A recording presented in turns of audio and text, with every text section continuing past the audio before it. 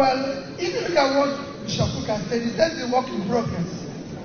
Let me follow my brother when he said about 1999. If you look at where we are today, it's like they started in 1999, laid the foundation. Some people came and took it to a decking, and some people were trying to raise it to first floor, and some people came and knocked everything down. That's the situation where we are now. Everything has been knocked down. Nothing works. And I'm somebody who can say this exemplarily. I became a governor through the courts when President Obasanjo and Atiku were in government. I did not pay the court one error. I was sitting in my house in the office, and the court declared me winner. When a governor is not student, it can't happen in Nigeria today. When I was being impeached, the president sent people to come and intervene on my behalf. Ken Namani came begging house people not to impeach me. Today, the president impeaches the person. So that is the thing that's for us. They were begging my house not to impeach me. And they were PDP. I was in anger. And they were begging. President was calling me and said, Peter, are you okay? Even when I was impeached, President Obasanjo called me and said, are you okay? Are you safe?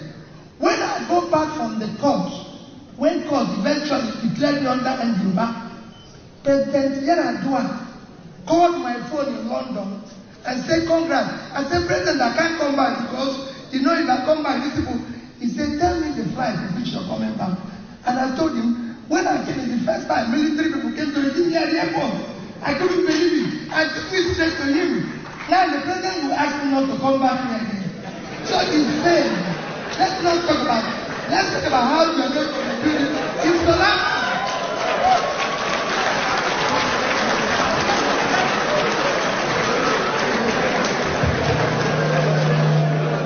I'm glad that my last respondent said yes and no. So, well, I would say to China is not democratic. it isn't. And I'm not going to compare ourselves with Singapore. It's a country of less than 5 million people. But I'll compare ourselves with Indonesia. Indonesia is 280 million. And coincidentally, the country with the highest number of Muslims. We should look at their democracy. They have what we call proportional representative. That is what I've always championed and want to do.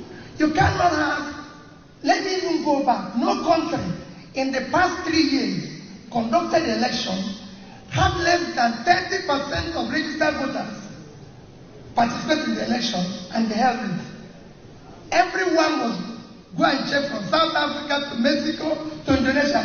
They were not less than 60%. Nigeria was 23% of registered voters. In that 23%, Nigeria is the only country where you can be declared a winner without receiving 50% plus one of the votes. Our own was at 7%. And there's no proportional representation, which is why you can have opposition here. Because if you had that, what is said wouldn't have happened. Because the person there now has 7% of the vote, call it 40. In the Senate, would have had 44 members. PDP, with their leader, would have had about 34 members, and Labour would have had 24. In fact, we should have actually formed government. You cannot have a minority person sitting in government with everything, chasing everybody out, destroying everything. We must change it and have proportional representation so that the people want to listen. That is how it works. And when we do that, go and see it in Indonesia.